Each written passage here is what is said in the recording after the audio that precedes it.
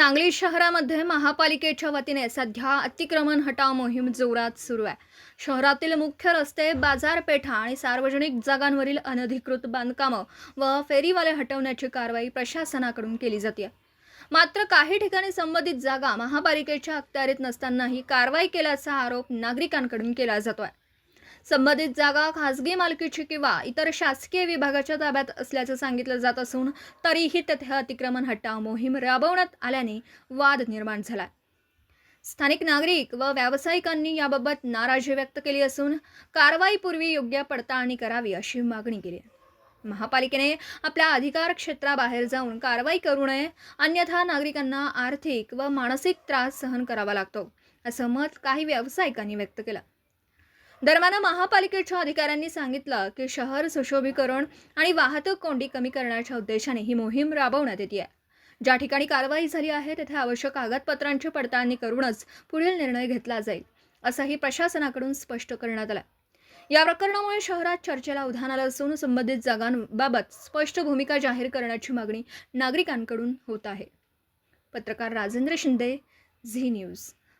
काल जी आयुक्त साहेबांनी विश्रामबागला कारवाई केली त्या जागेसंदर्भात गेल्या 100 वर्षाची कागद आमच्याकडे उपलब्ध आहेत। ही जागा सिटी सर्वेमध्ये म्हणजे बिनशेती केलेली जागा आहे। या जागेवर आजपर्यंत पटवर्धन सरकार, रेल्वे, तानवडे आणि पवार अशी नावं दिसतात। आज तागायत ह्या जागेवरती महापालिकेचा कुठल्याही प्रकारचं नाव चढलेलं नाही, त्यांचं कुठलं आरक्षण याच्यावरती नाही, कुठल्याही प्रकारचा तातडीचा प्रकल्प ते तिथं राबवणार नाही, ती रस्त्यानं बाधित नाही, कुठलीही इमर्जन्सी अशी कुठली गोष्ट नाही। तरीही 24 तासाची नोटीस दिली, तीही शनिवार रविवार बघून दिली, म्हणजे कोर्टात जाता येऊ नये। आणि या लोकांनी सकाळी 10:15 वाजता त्यांना नोटिसीला उत्तर दिलं आणि 1 वाजता ही सगळी खोकी पाडून टाकली। तर ही गोष्ट खरोखर अतिशय गंभीर आहे, संशयास्पद आहे की एवढ्या तातडीची कारवाई तेही महापालिकेचा कोणताही अधिकार नसताना आणि कायद्याची ड्यू प्रोसेस फॉलो न करता कशामुळे केली गेली। या जागेमध्ये संशयास्पद गोष्ट अशी आहे की ही कुणाच्या हितासाठी करण्यात आली का।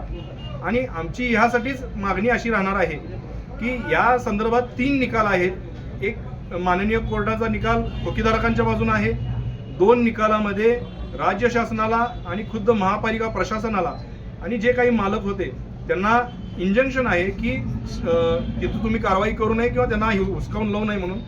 तरीही जर का कारवाई होते तर याची चौकशी झाली पाहिजे। यासाठी आम्ही कलेक्टर साहेबांच्याकडे निवेदन देतो, आम्ही विभागीय आयुक्त साहेबांनाही भेटणार आहोत आणि कोर्टाचीही प्रक्रिया आम्ही पूर्ण करणार आहोत। त्याचबरोबर ज्या काही कष्टकरी संघटना आहेत आणि हे सगळे जे लोक आहेत, साधारण 150 लोकांचं उदरनिर्वाहाचा हक्क त्यांनी काढून घेतलेला आहे। साधारण 900 लोकांचं उदरनिर्वाह पोट भरायचं साधन यांनी हिरावून घेतलेलं आहे। आम्ही गप्प बसणार नाही, आम्ही रस्त्यावरची ही लढाई करणार आहोत। फक्त पहिल्याच स्टेपमध्ये आम्ही उद्रेक न होता देता आम्ही टप्प्याटप्प्यानं रस्त्यावरची लढाई करू।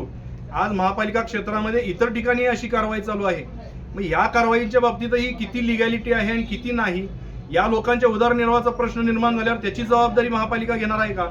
तर या सगळ्या गोष्टीचा निकाल लागला पाहिजे। त्यामुळं येत्या 2 दिवसामध्ये आम्ही जे काही कष्टकरी संघटना आहेत, समविचारी लोक आहेत, राजकीय पदाधिकारी आहेत, या सगळ्यांना आम्ही एकत्र बोलवू, या सगळ्यांशी चर्चा करू। जे कोणी आमच्या बरोबर येणार आहे त्यांना आम्ही बरोबर घेऊ, पण ही लढाई आम्ही पुढे नेणार आहोत।